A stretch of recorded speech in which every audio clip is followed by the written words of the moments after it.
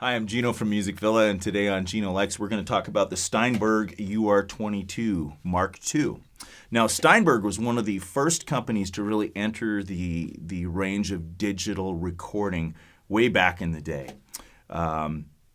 We have literally just moved into the Steinberg product at the store, looking for something that's just got a little bit more quality. There's a lot of products in that I want to say entry-level price range when you're just getting into recording.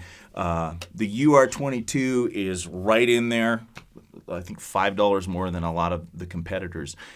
There's a lot of reasons we decided to move to this, and the reason that I'm really into these products. Two main features I love to talk about, and the first thing is it's always about the preamp. Steinberg is actually partnered with Yamaha, and what these interfaces all have is Yamaha's D-Pre.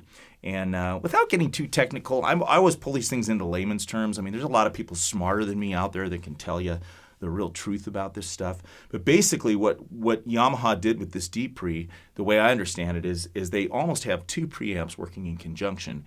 And what that really ends up doing is somehow it lowered the noise floor and makes a preamp very, very musical. So I'm sure you can debunk what I'm saying, but in layman's terms, it's kind of the way I look at it. Sonically, they sound outstanding.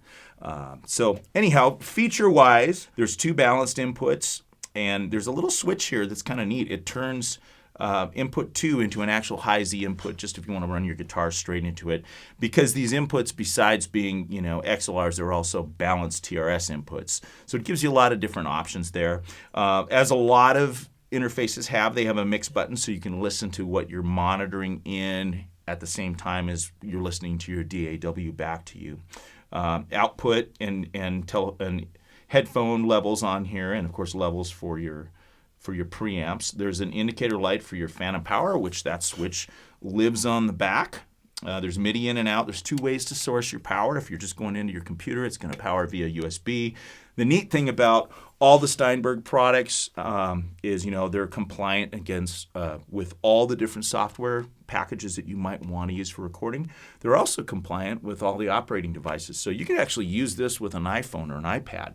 And the way you do that is you get the little camera cable so you can plug actually into your phone.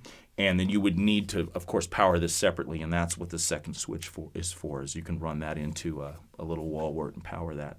So, come in and have a look at them and ask us more questions. These things are wonderful. Oh, my other favorite feature I forgot to mention, these are steel chassis. So this little sucker here weighs about 2 pounds.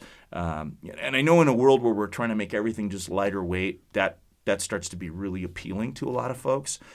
But when it comes to recording and trying to get a good source signal and get noise out of the way, there's nothing like a steel chassis. So another big bonus here on the Steinberg products. Come in and check them out.